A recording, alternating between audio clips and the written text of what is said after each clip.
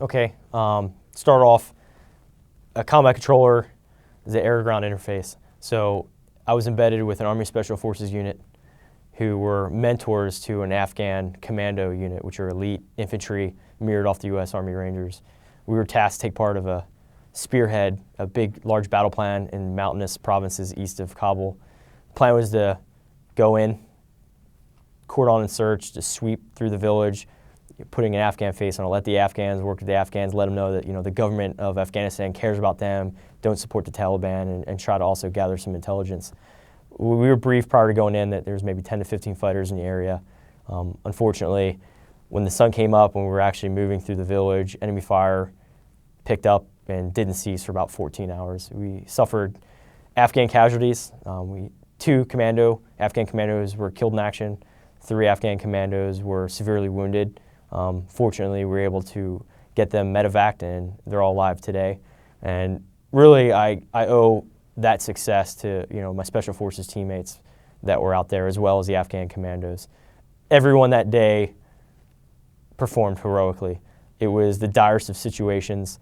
Once the enemy fire started, it didn't stop for 14 hours, and we were completely surrounded by a superior, numerically superior enemy force. So it was a kill or be killed scenario. And if everyone didn't perform how they did, that complete team effort, I wouldn't be here today. I never once had the thought that, I'm not going to make it out of there. I did have a couple thoughts that I'm probably going to get shot, which that's definitely not natural. But I was just trying to prepare myself for if and when that did happen, how I can continue to fight so that, I can provide that air cover. That was my primary job. So never once did I question we weren't going to make it out of there.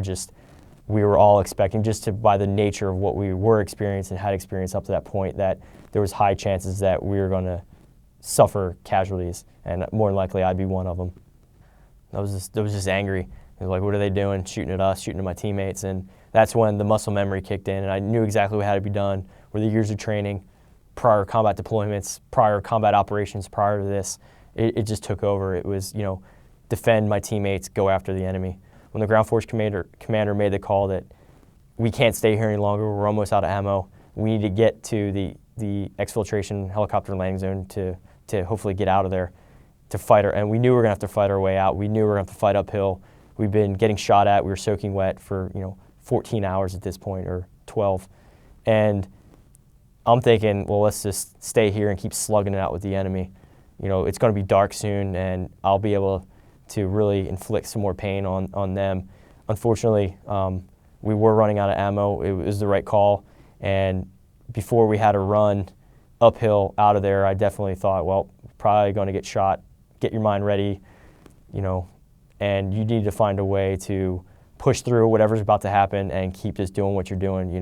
You're keeping the enemy at bay. You're crushing their will to fight, and that's what happened. And then you just started moving. You said, "Oh, here I go," and then you just made the run and continued to shoot with your rifle and keep talking to the airplanes, because that was really my primary weapon were my radios, and that's really what I think held off the enemy was the overwhelming firepower from the air. Several times you've talked. The enemy fire when they first showed up, it was too intense.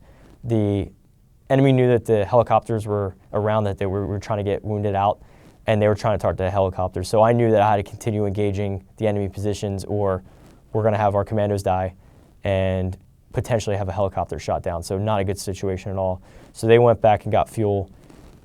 I told them that I'd continue to engage with the Apaches, which I did. When they came back, held them off again, because we at this point got reports that there were heavy machine gun Dishkas in the area, which is a severe threat to rotary wing.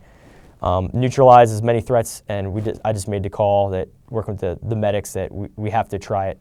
So the Air Force medevac birds came in.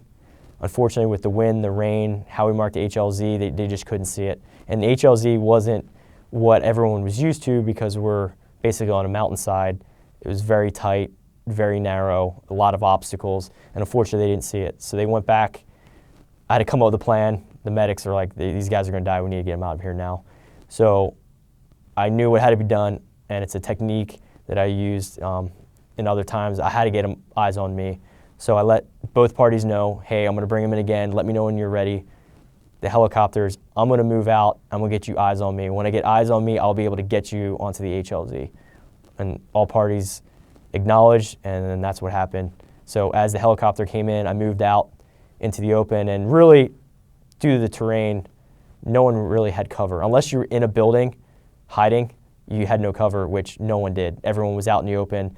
And when I say cover, I mean a couple piles of rocks, not really makeshift walls. It was very, it was in the advantage of the enemy. So when I moved out into the open, I let them know exactly where I was. They got eyes on me. At some point in that process, my antenna got shot off my back, slapped the back of my neck, and I just made sure I wasn't bleeding because it hit me pretty hard and I couldn't really hear the round. They saw me, and then I was successfully able to get their eyes on the HLZ. We extricated the 2 commando killed, 2 of the 3 commando wounded, but unfortunately they were taking direct hits, and I had to wave them off for fear that they might have been shot down on HLZ, causing more casualties. At this point, the senior medic was dragging the last commando wounded who suffered a gunshot wound to his face, was providing him medical treatment, and the medevac birds that just conducted the medevac had to go back for fuel. So at this point, I had a conventional Army Black Hawk overhead, had a troop of infantry, but they weren't rigged for medevac. I asked the medic, hey, do we have time for these guys to come back? He said negative. He just got shot again. We need him out, or we're about to suffer another KIA. I talked to the medevac, kind of pleaded with them, let them know that this is a dire situation. It's really hot down here. Last helos, you were listening to the traffic. They were taking rounds, but we're about to suffer another casualty if you don't come in. I know you're not rigged for this, and you have troops on board. I need to know if you can come in. And they didn't hesitate and said, yep, I'll come back in to save the life of a commando. So he not only put the risk of his air crew, but also the troop that was on board, but it was all to save the life of the commando. And he ultimately lived. Definitely hard on myself, thinking of what I took the fact that we suffered casualties.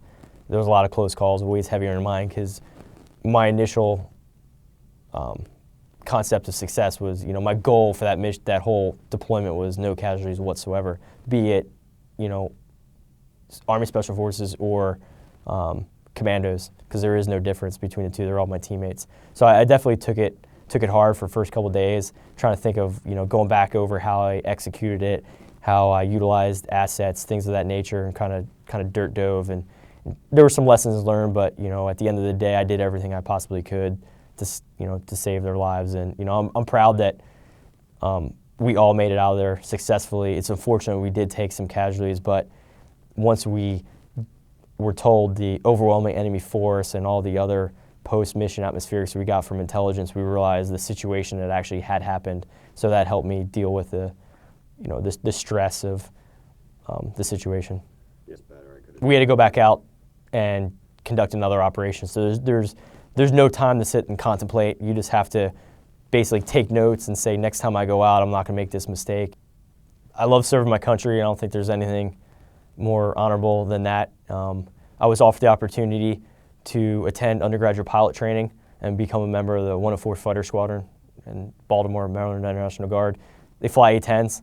I love close air support. With my prior combat experience, I feel that once I learn how to become an A-10 pilot or be a pilot, then the specifics of an A-10 pilot, I feel that I can bring some good to the unit, but also to the Maryland Air National Guard. I want to still support the guys on the ground, and the A-10 is the best at that, best asset for that. The reputation of the unit, the 104th, is incredible. I've worked with them before, and the mighty A-10, and there's no other better CAS platform. So to me, it's a seamless transition from ground operator to pilot once I learn how to fly. I want to continue to serve the 104th Fighter Squadron, 175th Wing. I mean, it's an incredible family. It was definitely a new experience once I was welcomed in. Just slightly different flavor of things coming from active duty, where you move every couple years. You see friends, and you spend time with them, and then they PCS. So that whole family atmosphere, it's incredible, and I know my wife and my family are real excited to become part of it. Yeah, at first it was shock and utter disbelief. I thought people were actually joking with me, but once it was confirmed, deeply honored and humbled. Just, I understand the gravity of the decoration and people I personally look up to of years past early on in this war and the actions they did, most of which paid the ultimate sacrifice of their life. So I take it very seriously, but even though it's an individual decoration, I consider it was just one big team effort. I wouldn't be here today if it wasn't for the heroic actions of my Special Forces teammates as well as my Afghan commandos. So I'm very appreciative and honored, and really it's a group award in my eyes. Never quit, never give up. I mean, as long as you have that mentality, you'll always be successful. There were so many times during that operation, multi-hour firefight, that we could have just basically given up and kind of let nature run its course, and we didn't do that. We had incredible training, and both the Air National Guard and active duty train like they fight, and everyone's here to serve their country, and I think that's what both sides take away from it. I know that you have the cliche, there's no I in team, and it's so very true. I mean, we're such a close-knit family. I mean, the Special Forces detachment that I operated with accepted me in with open arms. They considered me one of their actual teammates, one of their brothers, and I the same. So having that, that sense of family, those brothers, really enabled you to do your job that much better. So when bullets are flying, guys are getting wounded, when it's the most stressful of situations, you know what they're going to do. You know how they're going to handle themselves, how they're going to react, and that enables you to be that much more effective.